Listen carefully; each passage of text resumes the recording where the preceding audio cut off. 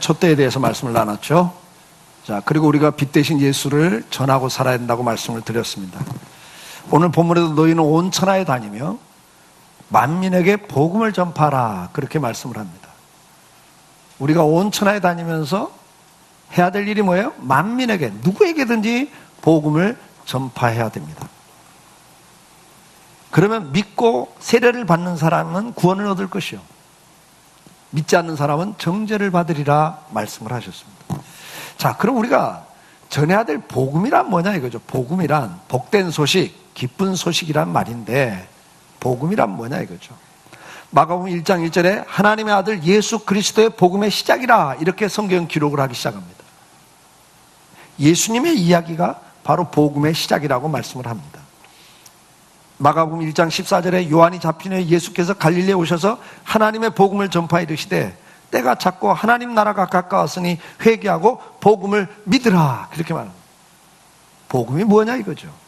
그리고 그 복음을 믿으라고 주님이 말씀을 하고 계십니다.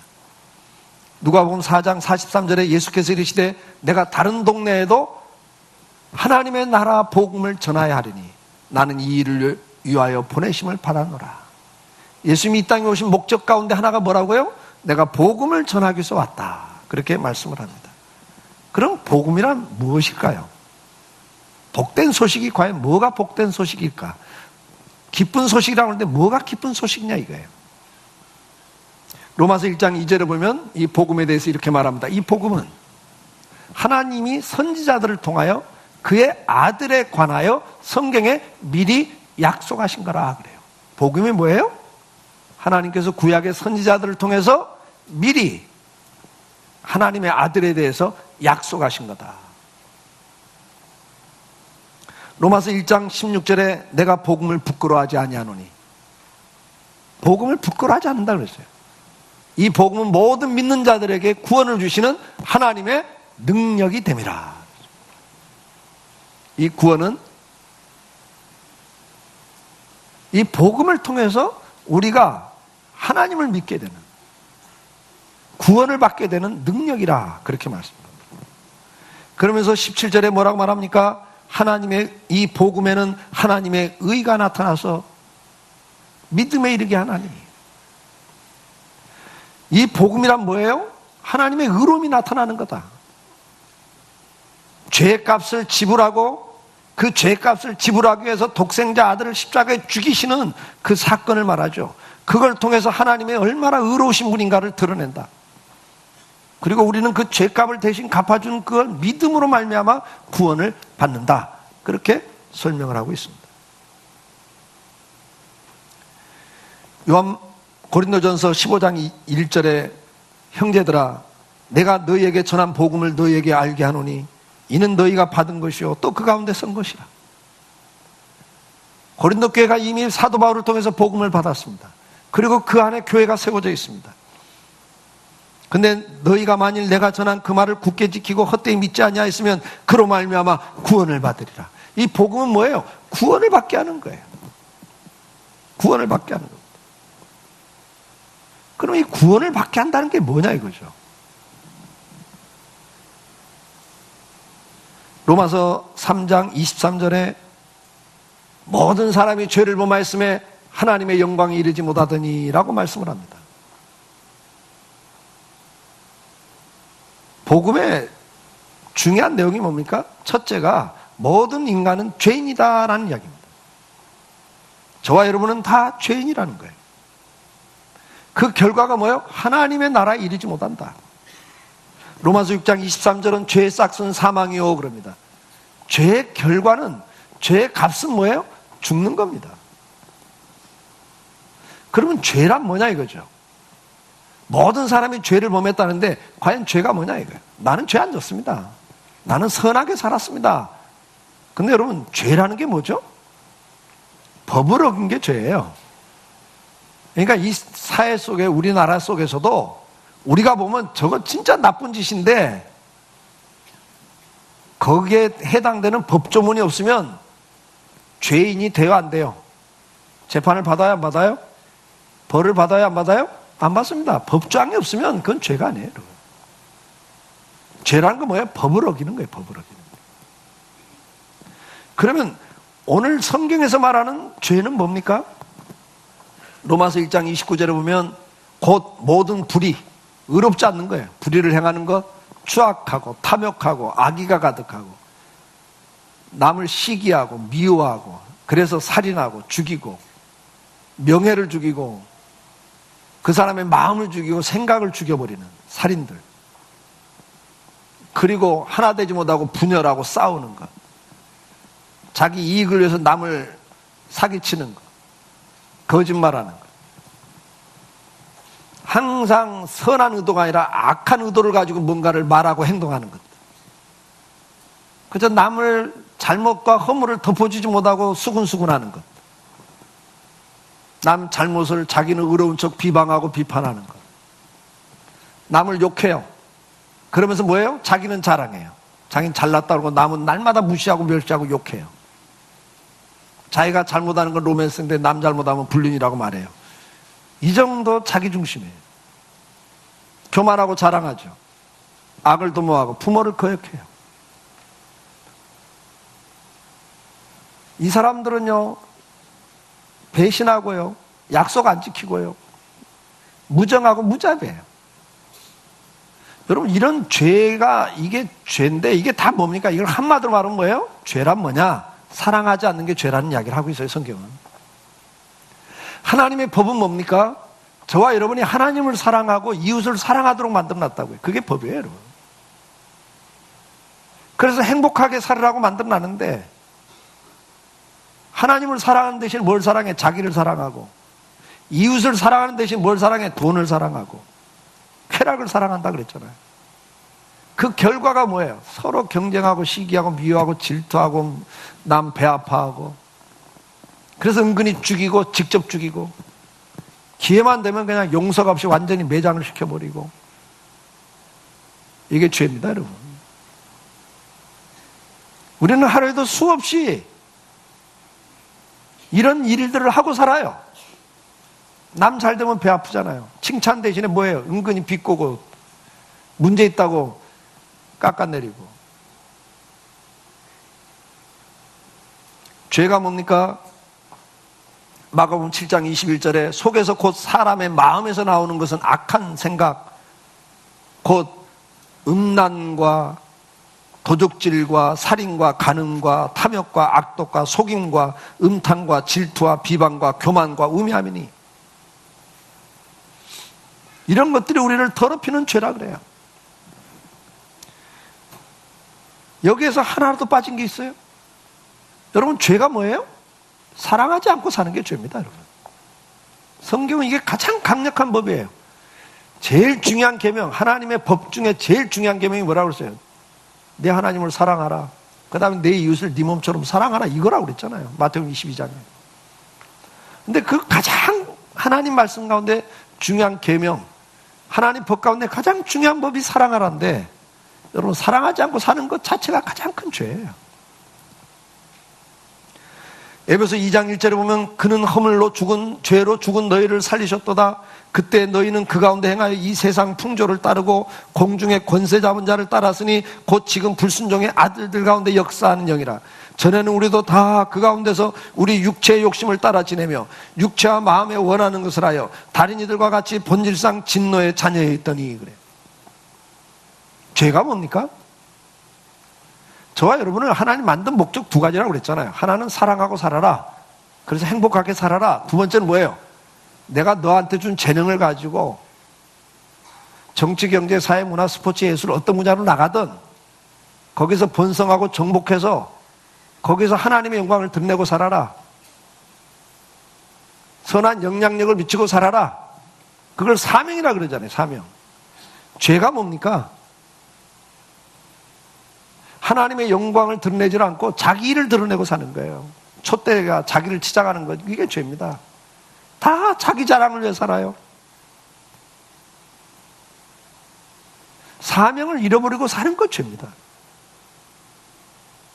로마서 2장 5절에 그렇게 자기 주장을 가지고 자기 욕심을 가지고 자기 가치관을 가지고 세상을 살아가는데 그 결과가 진노의 자녀라고 그랬죠. 로마서 2장 5절은 뭐예요? 네가 그렇게 고집을 부리고 회개치 아니하는 마음을 따라 결국은 의로우신 심판이 나타나는 그날에 임할 진노를 내게 쌓는도다. 로마서 2장 5절에 그렇게 말씀하잖아요. 죄는 뭐가 죄예요? 사랑하지 않고 사는 게 죄고, 뭐가 죄예요? 사명 잃어버리고 자기를 위해서 사는 것이 죄라고 그래요, 성경은. 그리고 그 죄의 결과는 뭡니까? 히브리서 9장 27절에 뭐라고 성경은 기록합니까? 사람은 누구나 한 번 죽는 것이 정해진 바입니다, 여러분. 저나 여러분 안 죽을 수 없어요. 이건 정해진 거예요, 이미. 그리고 그 후에는 뭐가 있어요? 심판이 있다 그랬습니다. 고린도서 5장 10절에 뭐라고 말씀합니까? 이는 우리가 다 반드시 해요. 한 사람도 빠짐없이 다, 그리고 열애가 없이 반드시 그리스도 심판대 앞에 나타나게 되어 그랬어요.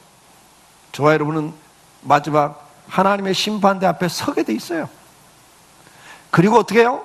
각각 우리 아내가 잘 믿었으니까 나는 치맛자락 붙잡고 구원받으면 되겠죠. 옛날에 어떤 분이 그러는데 쓸데없는 소리예요.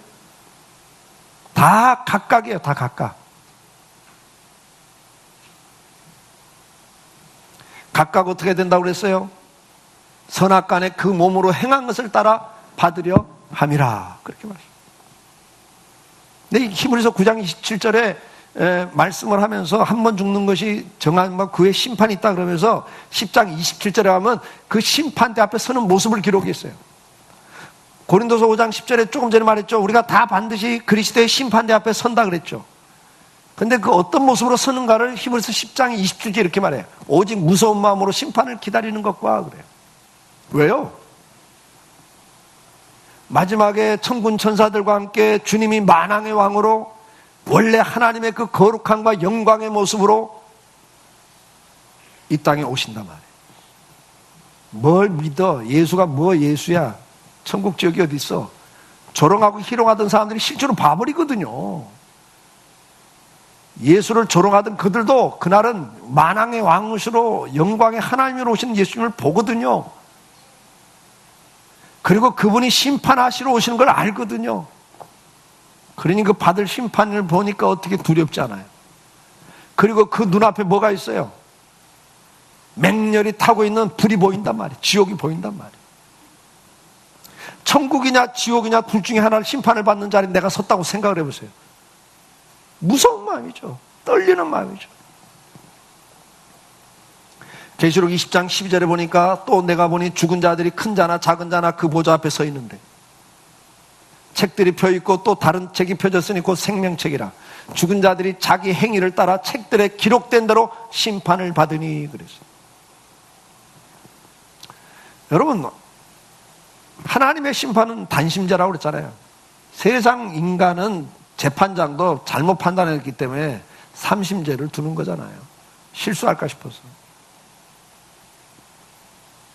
그래서 지방법원 고검 대검까지 올라가는 거 아니에요.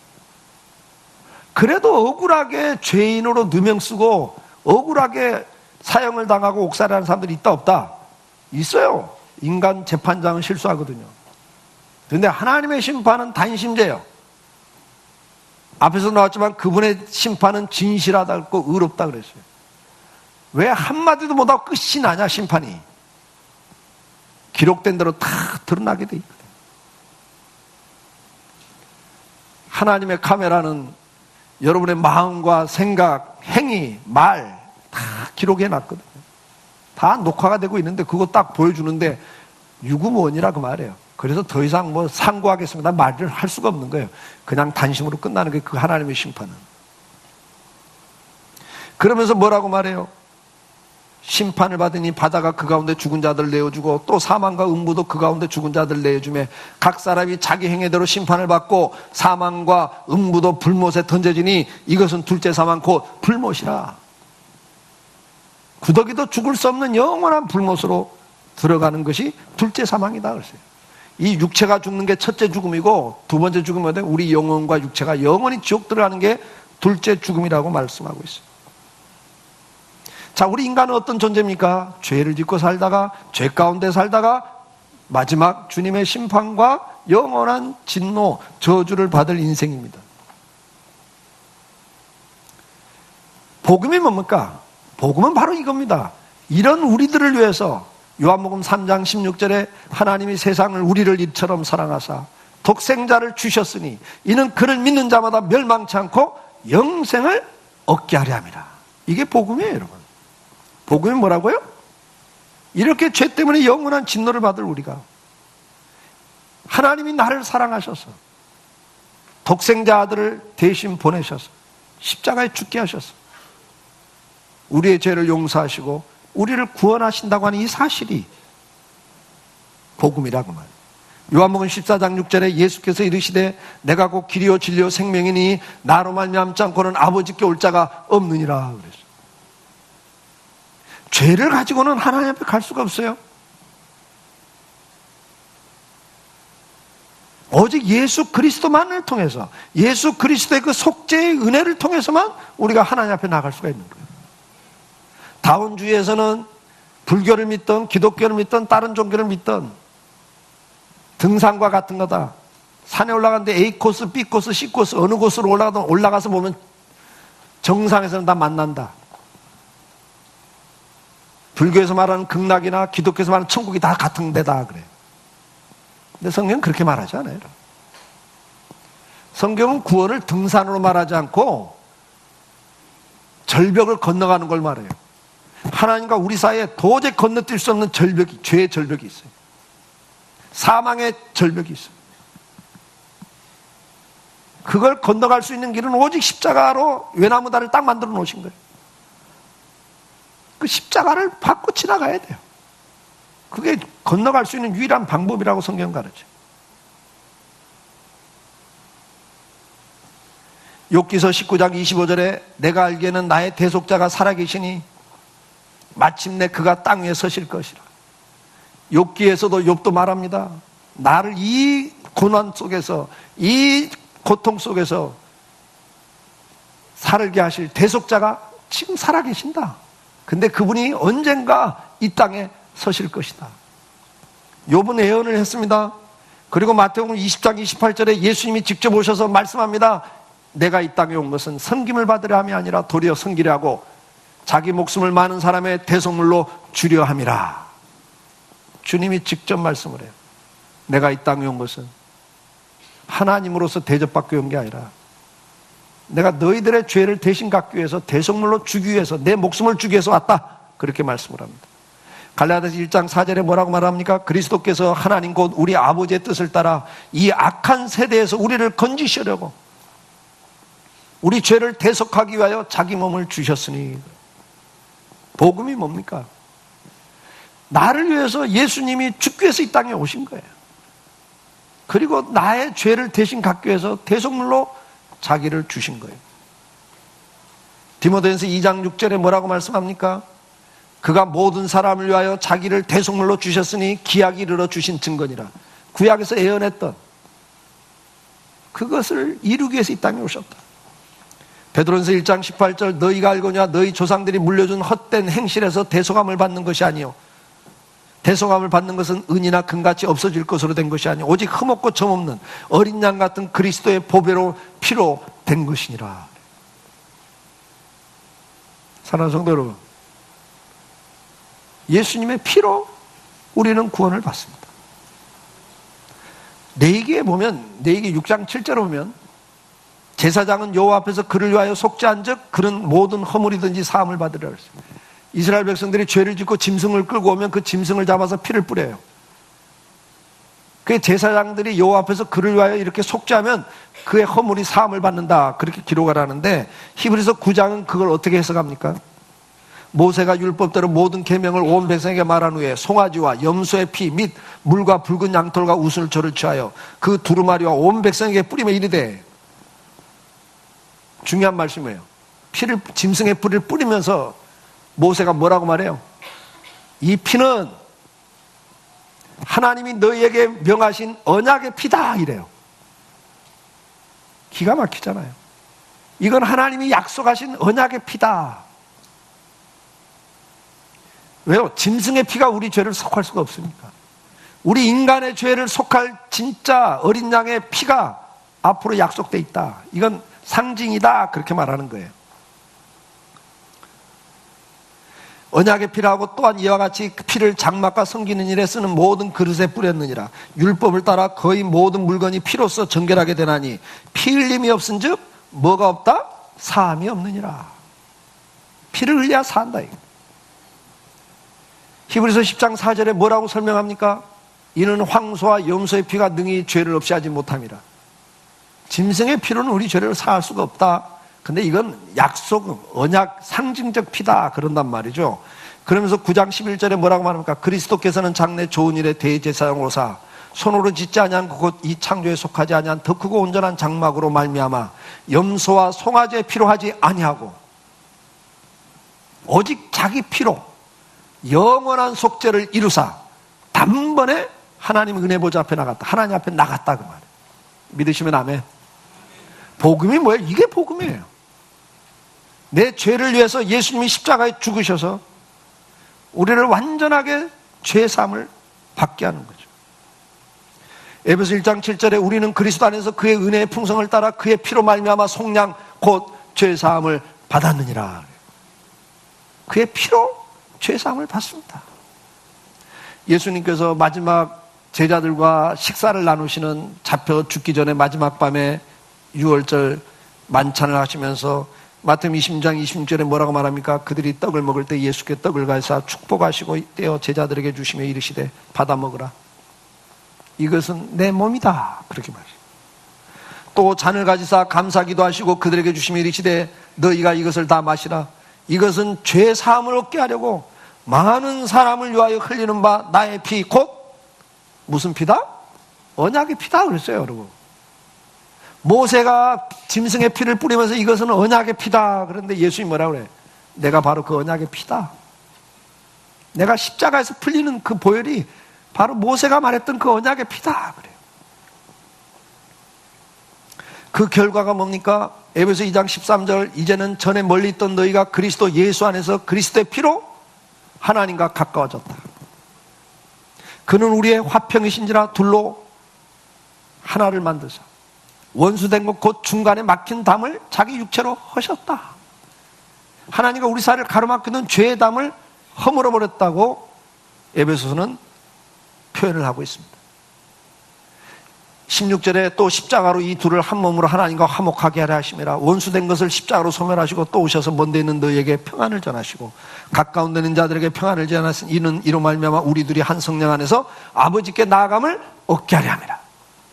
다시 내가 곧 길이요 진리요 생명이니 나를 말미암지 않고는 아버지께 올 자가 없다고 말씀하셨던 그 주님 말씀 여기에 맞잖아요.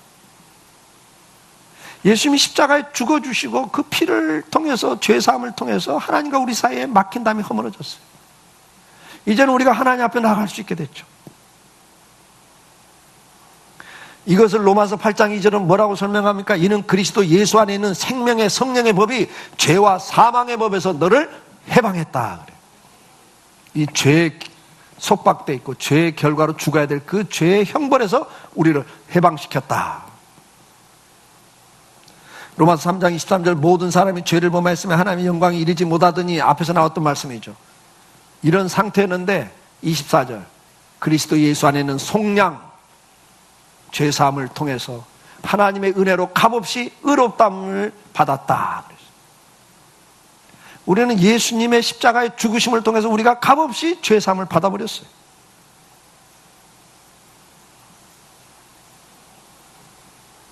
그러면 이 예수님이 십자가에 죽으셔서 구원을 이루셨는데 그 구원을 나의 것으로 어떻게 만드냐 이 말이에요. 그걸 어떻게 나의 구원으로 만들죠? 예수님 십자가에 죽으셔서 대속했으니까 뭐 이 지구 손에 있는 모든 사람이 다 죄사함을 받아버린 거예요? 아니죠. 그 구원을 나의 것으로 만들기 위해서는 어떻게 해야 됩니까? 요한복음 1장 12절에 영접하는 자 곧 그 이름을 믿는 자들에게는 하나님의 자녀가 되는 권세를 주셨으니 그랬어요. 영접해야 됩니다. 믿어야 됩니다. 예수가 나의 죄를 위해 십자가에 죽으신 메시아이심을 믿어야 됩니다. 그걸 내 마음으로 영접해야 돼요. 주님은 말씀하죠. 내가 문 밖에 서서 두드리노니 누구든지 문을 열면 내가 들어가 그와 더불어 먹고 마시리라. 오늘도 하나님은 인격자시고 우리에게 자유의지를 줬어요. 내가 마음의 문을 열지 않으면 주님이 강제로 들어오질 않아요. 영접해야만 돼요. 그게 구원의 진리예요. 하나님이 그 방법을 쓰셨어요. 영접하는 것이 뭡니까? 로마서 10장 9절에 네가 만일 내 입으로 예수를 주로 시인하며 또 하나님께서 그를 죽은 자 가운데 살린 것을 내 마음에 믿으면 구원을 받으리라 그랬어요. 아멘? 예수가 십자가에 죽으심으로 죄사함을 받아서 나는 구원을 받게 되었습니다. 이걸 믿으면, 그리고 입으로 시인하면 구원을 받습니다. 요한일서 4장 15절 누구든지 예수를 하나님의 아들이라 시인하면 하나님이 그 안에 거하고 그도 하나님 안에 거하느니라 그래요. 여기 중요한 게 뭡니까? 시인하는 거예요. 마음으로 믿어 의에 이르지만 입으로 시인함으로 구원에 이른다 그랬어요. 우리가 주님을 영접해야 됩니다. 그 영접하는 방법이 뭡니까? 시인하는 겁니다. 어려운 거 아니에요, 여러분. 시인하는 거예요. 뭘 시인하는 거예요? 하나님, 저는 죄인입니다. 오늘 이 아침에 이 자리에 계신 성도 여러분들 가운데 아직도 예수를 믿지 않는 분들, 믿지 못하고 계신 분들, 믿음이 안 생겨요. 그 문제하고 다른 거예요, 이건요. 여러분이 이것을 시인하면 돼요. 그러면 구원에 이르러요. 시인을 하시면 되는 거예요.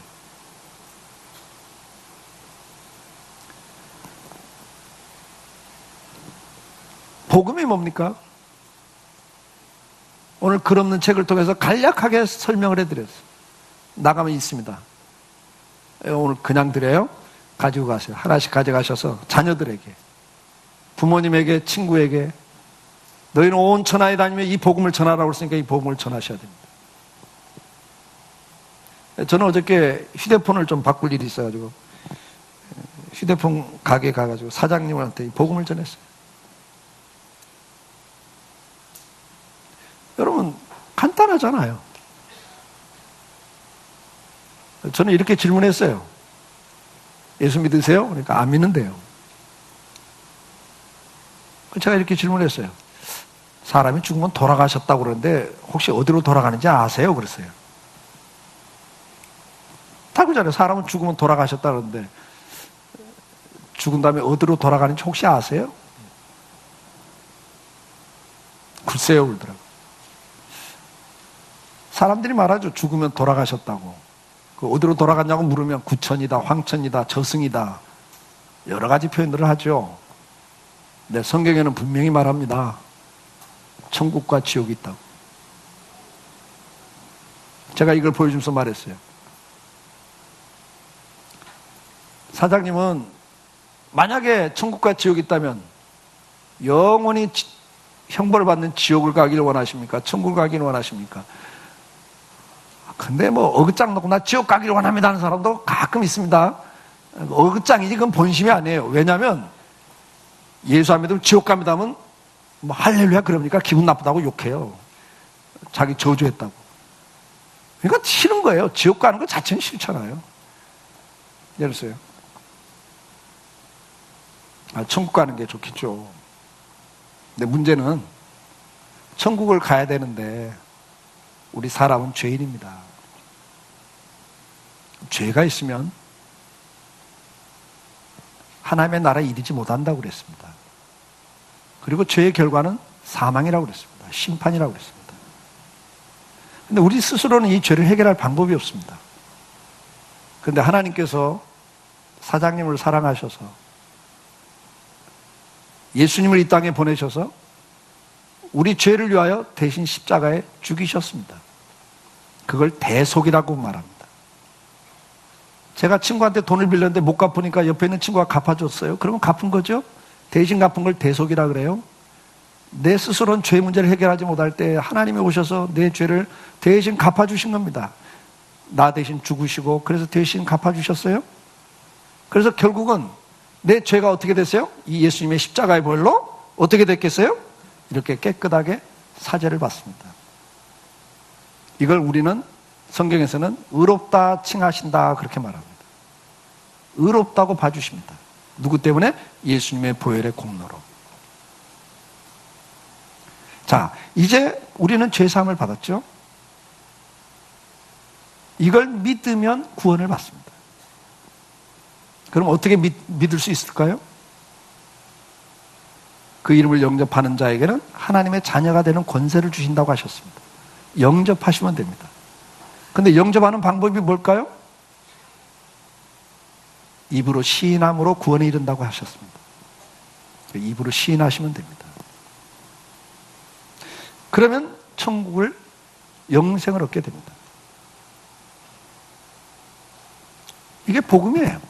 이게 복음입니다.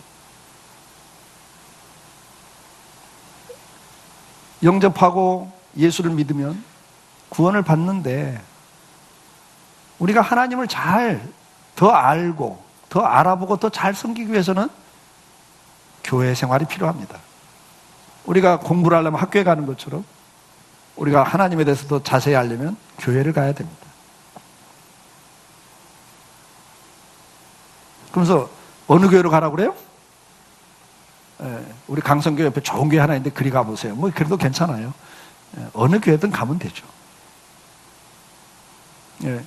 파란색은 오늘도 생명과 말씀이 있는 강성교회로 오세요. 그러면 돼요. 오늘은 우리가 복음을 전파라고 주님 명령하셨는데, 그 복음이 뭔가에 대해서 이미 여러분 다 알고 계시는 부분이지만 다시 한번 말씀을 드렸습니다. 사랑하는 성도 여러분, 우리 인생은 죄 가운데 태어나서 죄를 짓고 삽니다. 그리고 그 죄의 결과는 마지막 심판, 그리고 영원한 형벌, 지옥이 있습니다. 우리는 이 죄 문제를 스스로 해결할 수 없습니다. 하나님이 우리를 사랑하시기 때문에 우리를 위해서 대속의 제물로 예수님을 보내주셨고, 예수님께서 십자가에 대신 죽으심으로 우리는 죄사함을 받고 의롭다함을 받았습니다. 이제 우리는 그 주님을 믿고 영접하면 구원을 받습니다. 영접하는 방법은 예수님을 나의 구주로 시인하는 겁니다. 오늘 세상 사람들이 이걸 모릅니다. 그래서 우리가 이 복음을 전해도 받아들이지 않는 사람들이 많습니다. 더 많습니다. 오늘 본문에 뭐라고 말합니까? 이 복음을 전파할 때 믿고 세례를 받는 사람은 구원을 얻을 것이지만 믿지 않는 사람은 정죄를 받으리라 그럽니다. 세상은 몰라요. 어두워서 몰라요. 그래서 우리가 이 복음을 전해도 거절할 겁니다. 오히려 능욕하고 욕할 겁니다. 그러나 우리는 누군가는 그 가운데 믿고 세례를 받고 구원을 받는 사람이 나온다는 걸 알고 있습니다. 근데 그게 누군지를 우리는 알 수가 없습니다. 내가 전도하러 갔을 때 이 말을 딱 보니까 십자가가 싹 났다 사라진다더니 뭐 이렇게 좀 사인을 주시면 얼마나 좋겠어요. 그런 사람만 전도하면 얼마나 좋겠어요. 아예 뭐 듣기 싫어하는 사람한테 아예 제껴놓고. 근데 이렇게 표식이 딱 나타나는데 계속 거절해도 이 사람은 택한 사람이니까 끝까지 가야지 뭐 이러고 갈 텐데, 하나님은 그걸 알려주질 않아요. 그래서 우리는 누군지 모르니까 무작위로 그냥 전도하는 거예요. 복음을 전하는 거예요. 오늘 이 복음을 전할 수 있기를 주의 이름으로 축복합니다. 오늘 본문이 뭐라고 말합니까? 너희에게 또 이르시되 너희는 온 천하에 다니며 만민에게 복음을 전파라. 만민에게 복음을 전파라 그랬어요. 나가서 복음을 전할 수 있기를 주의 이름으로 축복합니다.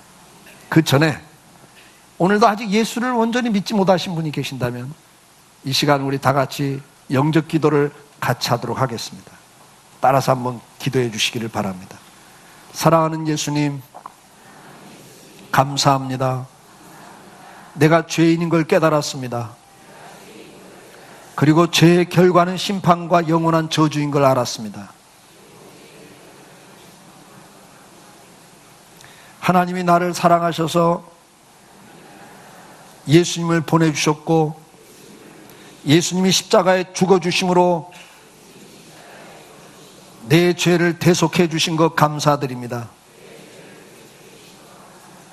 이제 내가 예수님을 믿고 영원한 생명을 얻게 되었습니다. 감사합니다. 이제 예수님을 내 안에 모십니다. 이제 오셔서 내 인생의 주인이 되어 주십시오. 예수님의 이름으로 기도드립니다. 아멘. 이게 진실한 고백이시라면 여러분들은 구원을 얻으신 겁니다. 구원은 돈이나 노력이나 정성으로 받는 게 아닙니다. 믿음으로, 입으로, 시인함으로 구원을 받습니다. 오늘도 이 구원의 놀라운 소식 나가서 전할 수 있기를 주의 이름으로 축복합니다. 기도하겠습니다.